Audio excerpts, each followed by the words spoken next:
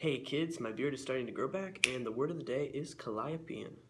The definition is apparently shrill or high-pitched. It usually has to do with a voice. I looked it up and I assumed it was named after the muse Calliope. I don't know, this didn't really make sense to me because while she's the chief muse, she was supposed to be in charge of epic poetry and eloquence. Not really like the singing or shrill kind of thing I would imagine, but so then I looked up birds. I thought maybe there's a bird, and the closest I could find is a hummingbird. And as far as I can tell, they don't really make interesting sounds. So I'm not really sure on that one.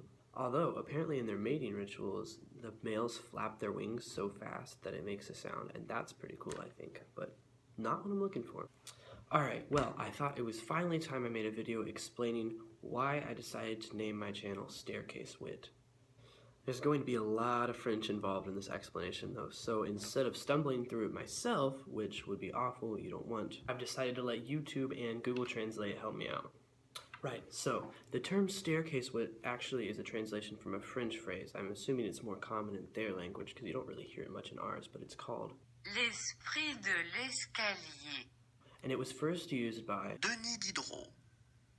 Denis Diderot. Denis Diderot. Denis Diderot. in his book, Paradoxe sur le comédien. which translates about to comedy of the actor. Essentially, it's about acting. In it, he recounts a dinner party which took place at a statesman house. It was a mansion, Hôtel particulier. In these types of mansions, they would do receptions at parties on the, Étage noble.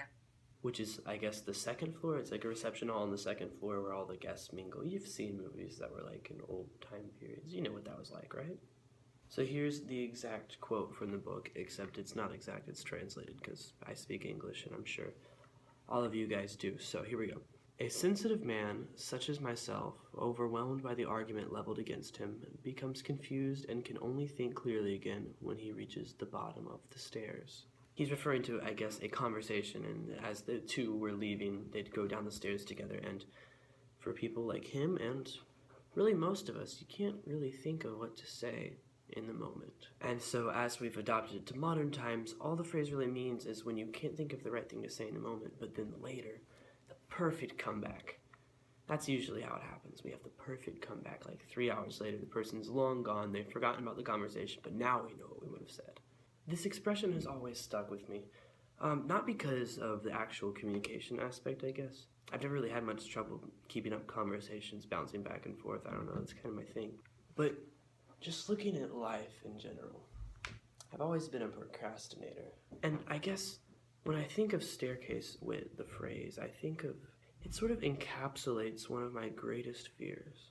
All of our lives are just rushing forward towards some great end, and we don't really know when that's going to happen, and we don't know how much time we have. But when we have good ideas, we don't act. Some people do, a lot of people do, but it takes time to do stuff like this, no matter how much you want to do a thing. Look at it this way, before I even started this channel, I wanted to have a YouTube channel for about a year and a half to 2 years before I even put the first video out.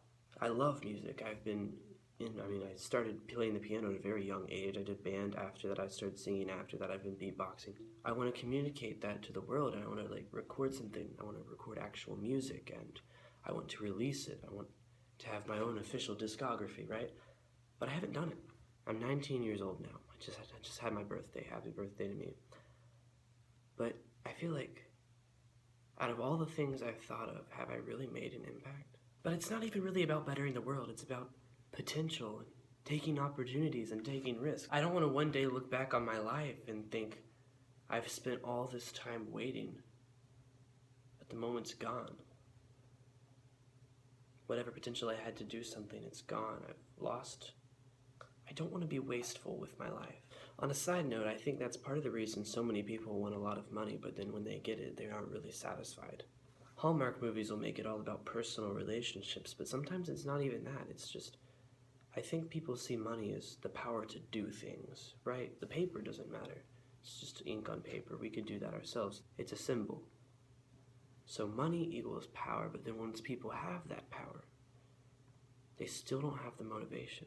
So what they're faced with There's even more opportunities, but still they're unwilling to act. It's like all of Hamlet, I guess. Probably why I like the play so much. It's one of my favorites. Actually, it's like the only theater production I care about other than Cats. And so then I think to myself, I'm feeling this way. And how many other people feel this way? Imagine what we could do with the world, what our society could do. If not just me, but all of us, if we all just acted when we had ideas, how many problems we can solve. I mean, right now we're on the verge of one of the greatest crises in all of human history, and people don't even recognize it. We're so focused about so many different things politically. People are mad because we have Trump now. Okay, whatever, but right now, the global population is growing at an exponential rate, and the farmland we have isn't even remaining the same. It's decreasing. So right now, starvation is an issue for the poor. It's an issue for underdeveloped countries. We don't think, oh, it's an issue for me. Well, one day it will be. We are reaching a point where food is going to become very scarce, and who's doing anything about it? And that's just one example. What about fuel, you know? And so we have all of these problems, right? But the inspirational stories aren't when we hear people pointing out the problems. That's one of the issues we have as a society itself. It's an entirely separate issue. People complain so much.